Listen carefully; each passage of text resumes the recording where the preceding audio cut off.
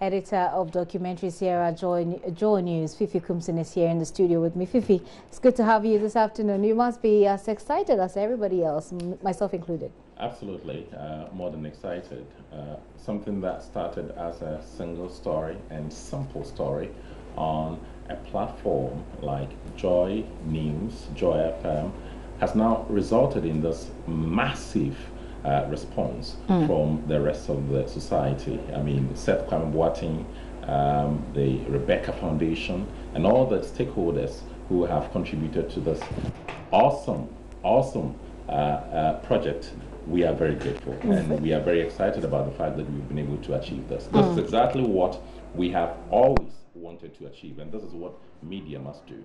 This is what media must do, and it brings us to the concept of the JoyNews special assignment. Now, that is obviously not your usual news feature storytelling or, storytelling. It's not the usual storytelling. Now, tell us a bit more about the concept of special assignment, because it's obviously a different sort of concept. Absolutely. So, special assignment is almost always result-oriented, impact-driven documentary series. And what this time we had to do was to tell the story about a certain health facility where 4 babies die daily. That was so shocking. It shocked the conscience of the nation. We thought that this was something that we needed to pay attention to. In fact, special assignment in this case had to provide a platform on all our, we have JoyNews on TV. Our brands. Absolutely, right. JoyNews on TV, Joy FM, Adom TV, Adom News, Adom FM. We had to put the story there, draw attention to this serious situation, this crisis of a situation there in the Ashanti region. And of course, the response was massive. The Rebecca Foundation responded, and the rest of the society responded. Our viewers and listeners responded, and today we have this. And when you say they responded, we're saying a very big thanks to all of you out there who contributed one way or the other, and we're also patting ourselves on the back, right? There was a newsroom, there was a newsroom contribution as well, right? Yeah, absolutely. Okay, so we all put this together, but you see, on this occasion, we're really saying a big thanks to all of you out there and all of you who put your money into this. You must be very, very proud of yourself. But speaking of the concept of the special assignment, when you say it's results-oriented, of course, all of our stories are results-oriented, but there's something very special about this particular concept. Yes, and usually we choose particular stories to bring to the attention of the entire world. We felt that what was happening there in the Ashanti region was crisis. I mean, the life of every mother was on the cusp, was on the brink whenever they got into the confines of the Koomson Teaching Hospital to deliver. We had the situation where a certain man took, the wife to the facility, and he was told that the wife was dying, and in fact the baby had also died, and then he was wondering what he could do. In fact, in this situation, I remember that the baby was almost dying, the wife was almost dying. Now he was torn between saving either the wife or the baby or both. I mean, it was such a dilemma he had. But of course, he had to take some action, and he tried what he could. At the end of the day, he was able to have both of them, alive. So we definitely would want to highlight certain stories. But one thing is key: our special assignment documentaries look at a bit of investigation. A bit of investigation will go into it. Originally, special assignment wouldn't have been doing health, this story about the Koomson Teaching Hospital. But we needed to draw attention to this crisis. Very well. That was why we did this. And that effort has obviously paid off, which is why we're all very happy today. But you see, usually when you talk about success of projects, you sit down and you look at the end product and you celebrate it. But you know that it's not all rosy, you know, along the line. So let's tease ourselves a little bit, and if you remember any awkward moments that you like to share. I envisage there will be a few. Absolutely, absolutely. I mean, I remember when this story was pitched. Elvis Kwashi, the head of news and the managing news editor here at JoyNews, had to hear the story because he believes that whatever story you are putting out there must be a story that affects society positively. So the story was shared. So he had to ask questions. What's really happening there at the Koomson Teaching Hospital? Why is it such a big deal? Why is it such a big deal? Why should we commit resources? Why should we give Seth Kwame Boateng all the money, the vehicle, the personnel to be in Kumasi covering the story? Yes. So, I mean, why should we do all this? So Seth had to, you know, convince the managing news editor, Elvis And that Kwashi. must be tough work. Absolutely. Of course, you have to convince him that this is a story worth putting on this platform, special assignment, because it must be a special story. So we put these special stories on special assignment, our new baby.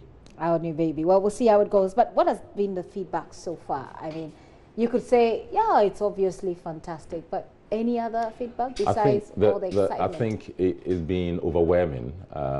It's gone beyond the borders of our country thanks to social media. And I mean, this is something the president has been tweeting about.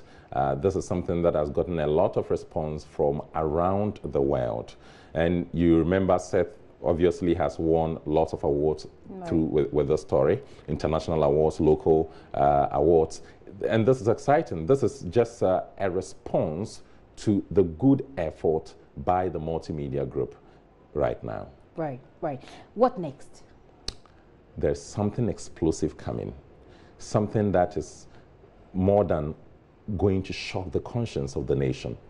There is something great coming, and it's something that our viewers and listeners would definitely be excited about. Another investigation, something about you, something about me, something about the past also, and about the future. I'm sure our viewers will stay glued to their sets just to watch this particular special assignment coming onto their screens in the next few weeks and months. So it's a social media cliche, but I'm going to say it, watch this space, right? Absolutely. So, watch this space. And don't worry, if you're concerned about Fifi using absolutely over and over again, that's really his style. If you listen to him on radio a lot, you know that that's his style. Fifi, it's good having you in the studio. So special assignment it is. Congratulations to all of us as a team. Congratulations to the documentary or the team that worked on this particular documentary, yourself. Especially to Elvis Kwashi, who has refused to be here right now. Yeah, he asked me to come around. Why is he hiding from the camera? I don't know. And he's been awesome. He's been fantastic. He made this happen. I mean, yes, this could have been any other story. But that he we made play sure and it ends. That's it, without any results. But what makes it special assignment is the results that we're seeing today. The results that we're seeing, and he's been fantastic. He drove this whole agenda to this point. And of course, Santok Singh, managing editor, managing director, TV, he's been awesome too. And the rest of the team, everybody has been awesome, great, doing their work and making sure that we achieve these results. And you know that if Seth was here, he would continue to say thanks to the editing team, the team downstairs from where I'm speaking right now, the post-production team, the drivers, the camera technician. Really, you've all been awesome. And we're celebrating you, we're celebrating this success, and we're saying more.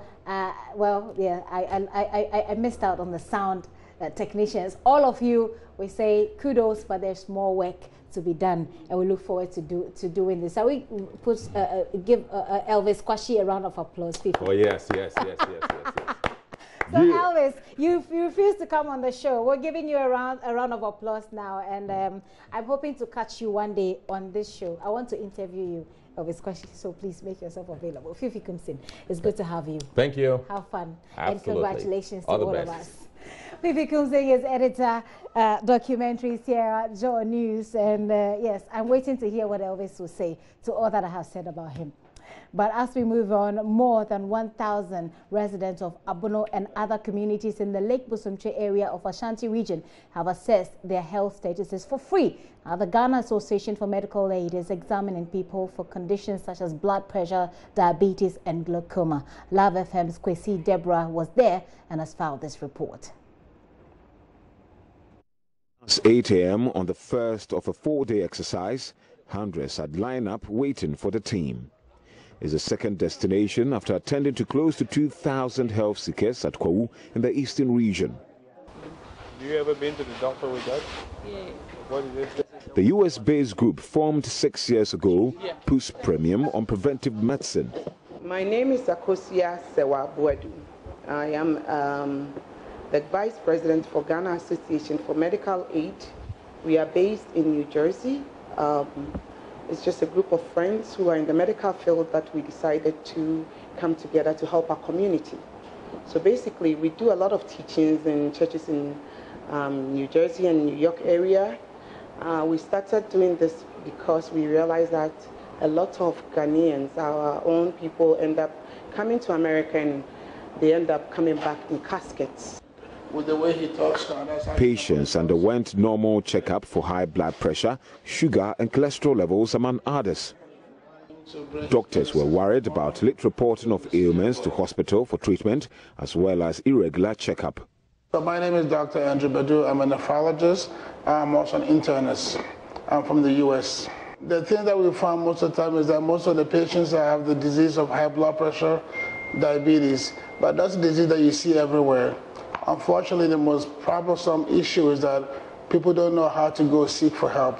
They don't know that they are sick.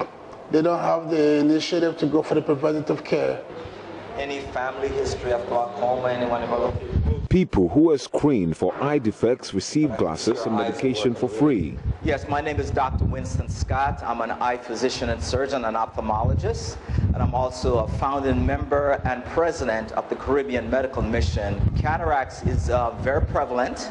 Unfortunately, a lot of the cases are very advanced and need to be surgically treated pretty soon because most of these people are not seen at all. We also see a lot of patients who simply need glasses. Presbyopia, or the need for glasses after the age of 38 to 40, is probably one of the most prevalent problems that we find. Children, many of them with ringworm infestation and allergies, had their share of care. You know, they play around, toss around on the floors and everything, but they don't really know how to clean themselves. We have to teach them. We have to let them know the consequences of these diseases. Usually, beneficiaries will be given prescription to buy drugs, but on this occasion, they got them together with food supplements at no cost. Reporter for JoyNews, Kwesi Deborah.